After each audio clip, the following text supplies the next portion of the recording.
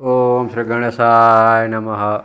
બોલો ગણપતિ ભગવાનની જય. તો ભક્તો, આજનો વિડીયો આપણો જે છે એ ગણેશ ચતુર્થીનો છે. તો આજે આપણે ગણપતિજીની વ્રત કથા સાંભળીશું. તો આ કથા તમે પૂરેપૂરી સાંભળજો, જેથી કરીને આપણને પૂરા ફળની પ્રાપ્તિ થાય. અને આ ચેનલમાં તમે નવા હોય તો આ ચેનલને સબસ્ક્રાઈબ કરી દેજો, જેથી કરીને આવનારી બધી જ કથા તમારા સુધી પહોંચે અને બધી કથાનો લાભ મળે અને પુણ્યની પ્રાપ્તિ થાય. એક સમયે શંકર પાર્વતી બંને કૈલાસમાં બેઠા હતા. ત્યારે પાર્વતીજીએ શંકર ભગવાનને બે હાથ જોડીને કહ્યું કે આપ જ્યારે સ્નાન કરવા જાઓ છો ત્યારે અને તપ કરવા પધારો છો ત્યારે તમારા વિના તમારો વિયોગ મારાથી સહન થતો નથી. વળી મને એકલીને સુખ આવતું નથી અને આપ સમાધિમાં ઊંડા ઉતરી જાઓ છો ત્યારે મને શાંતિ આવતી નથી. માટે તમે મારા ઉપર દયા કરો. ત્યારે શિવે કહ્યું કે તમે તો સમર્થ છો, તમને ઈચ્છા આવે તો એવા બાળક ઉત્પન્ન કરી લ્યો, એટલે તમને સથવારો થશે અને એકલાપણું નહીં રહે. એમ કહીને શિવ તો ભોગવતી ગંગામાં સ્નાન કરવા ગયા. સ્નાન કરીને ત્યાં જ ધ્યાનમાં બેસી ગયા અને ઘણો સમય વ્યતીત થઈ ગયો, તો પણ જાગ્યા જ નહીં. તે દરમિયાનમાં પાર્વતીએ પોતાના શરીરના જમણા પડખામાંથી મેલ ઉતારીને તેમને સંકલ્પની સાથે પાણી છાંટીને ભગવાનની પ્રાર્થના કરી. એટલે ભગવાને આવી પ્રવેશ કર્યો એટલે એક સુંદર રૂપવાન બાળક બની ગયો અને ડાબી બાજુથી મેલ ઉખાડી જળ છાંટ્યો, તેમાંથી એક બાળકી બની ગઈ.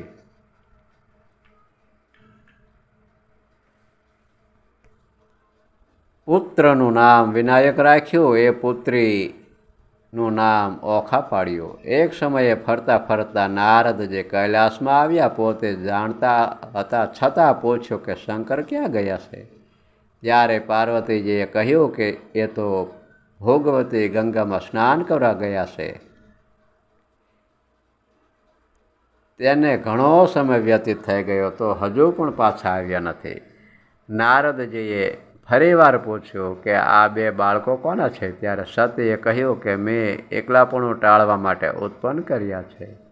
તે સાંભળીને નારદજી તો શંકર ભગવાનની પાસે ગયા. ત્યાં તો શંકર ભગવાન ધ્યાનમાંથી જાગ્યા. નારદજીએ શંકર ભગવાનને પગે લાગીને કહ્યું, હે કે આપ તો અહીં તપ તથા ધ્યાન ધરીને બેઠા છો અને ઘેર તો પાર્વતીએ બે બાળકોને જન્મ આપ્યો છે, ધર્મ વિરુદ્ધ આચરણ કરે છે. આમ કહીને નારદજી તો ચાલ્યા ગયા અને શંકર ભગવાન તો ક્રોધાવેશમાં આવી જઈને કૈલાસ પણ રવાના થયા.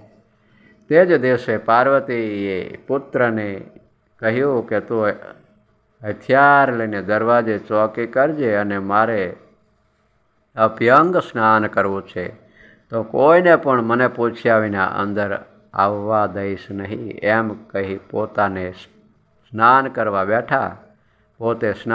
બેઠા અને પુત્ર દરવાજે બેઠો. તેવામાં શંકર ભગવાન આવ્યા અને અંદર પ્રવેશ કરે છે. ત્યાં વિનાયકે ક્રોધાવેશમાં આવીને કહ્યું કે તમે કોણ છો અને માતાજીની રજા સિવાય અંદર નહીં જવાય. ત્યારે શિવજી એ પૂછ્યું કે મને અંદર જવાની ના પાડે છે, એવો તો વળી કોણ છો.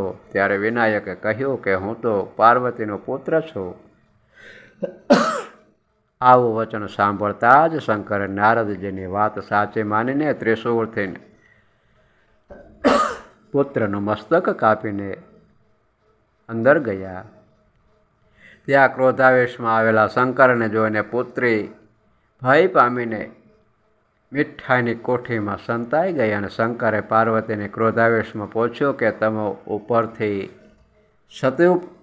સતીપણું કહેવડાવો છો અને આ કેવું ધર્માચરણ પ્રવર્તો છો અને આ બે બાળકો કેમ થયા. ત્યારે સતીએ સર્વે વૃત્તાંત કહી સંભળાવ્યું. ત્યારે શંકર ભગવાને કહ્યું કે એ તો મને ખબર નહીં હોવાથી તારા પુત્રનું મેં માથું કાપી નાખ્યું છે. તે સાંભળીને પાર્વતીને મૂર્છા આવીને પૃથ્વી પર ઢળી પડ્યા. પછી શંકર ભગવાન વિનયથી પાર્વતીને ઉઠાડીને આશ્વાસન આપીને કહ્યું કે હવે ભૂલથી જે થયું તે ખરું. ત્યારે સતીએ કહ્યું કે જો મારો પુત્ર જીવતો થાય તો જ હું અન્ન પાણી લઈશ, નહીં તો મારા પ્રાણને ત્યજી દઈશ. ત્યારે શંકર ભગવાને કહ્યું કે હું બહાર જઈને જોઉં છું, જે પહેલાં સામું મળશે તેનું માથું કાપીને ચોંટાડી દઈશ. તમો ચિંતાનો અને શોકનો ત્યાગ કરી દો. એમ કહીને શિવજીએ દરવાજા બહાર જઈને જોયું, ત્યાં હાથી પ્રથમ સામો આવ્યો. એટલે તેનું માથું ત્રિશૂળથી કાપીને પુત્રના ધડની સાથે ચોંટાડી દીધો અને જળનું સિંચન કરતાની સાથે પુત્ર સજીવન થયો. અને તે પુત્રને લઈને શિવ તરત જ પાર્વતી માતા પાસે આવ્યા અને કહ્યું કે લે, આ પુત્ર સજીવન થયો છે, જો. એટલે સતીએ પોતાના પુત્રને હાથીના મુખવાળો જોઈને ચિંતા કરવા લાગ્યા કે આવા કદરૂપો પુત્ર શા કામનો. ત્યારે શિવે કહ્યું કે હું તારા પુત્રને વરદાન આપું છું કે આ તારો પુત્ર સર્વેથી અગ્રપણે પૂજાશે. કોઈ પણ દેવ કે ઈશ્વર કે મનુષ્ય આ પુત્રને મૂકીને કોઈ પણ કાર્ય કરશે તો તેમાં જરૂર વિઘ્ન થશે.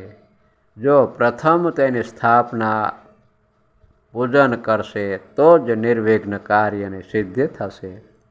આવી રીતે શંકર ભગવાને વરદાન આપ્યું. ત્યારથી ગણપતિ સર્વેથી આગળ પૂજાય છે.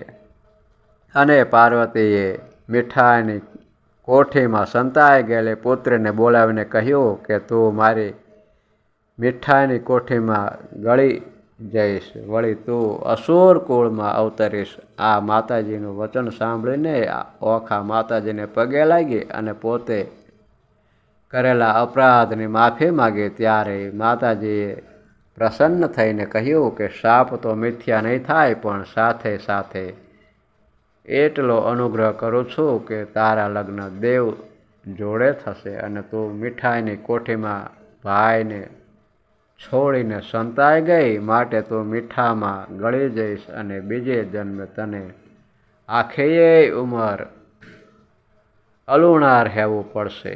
અને જે કોઈ આખોય ચૈત્ર માસ અલુણા વ્રતનું મીઠું નહીં ખાવાનો નિયમ લેશે તે દેહને અંતે મોક્ષને પામશે અને આ લોકમાં પણ સુખ સંપન્નીને પામશે.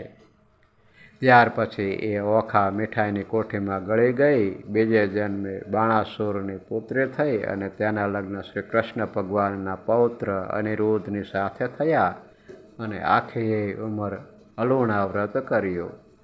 તો આવી રીતની આ ગણપતિ દાદાની કથા છે. તો આ કથા સાંભળવાનો ખૂબ જ મહિમા છે. તો આજે આ ગણેશ ચતુર્થીના દિવસે આપણે ગણપતિ દાદાની કથા સાંભળીને આપણે ગણપતિ ભગવાનની ખૂબ જ આશીર્વાદ લઈશું અને એમને પ્રસન્ન કરવાનો એક આ મોટામાં મોટો પ્રયાસ છે. અને આ કથા સાંભળવાથી ગણપતિ દાદા આપણી ઉપર ખૂબ જ પ્રસન્ન થઈને આપણી બધી જ મનોકામના પૂર્ણ કરશે. તો અત્યારે બસ આટલું જ. મને રજા આપો. આપણે આવતા વિડીયોમાં ફરીને મળશું અને આ વિડીયો બીજા હરિભક્તોને પણ શેર કરજો, જેથી કરીને આ કથાનો બીજા ભક્તોને લાભ મળે અને પુણ્યને પ્રાપ્તિ થાય. તો અત્યારે બસ આટલો જ. મને રજા આપો.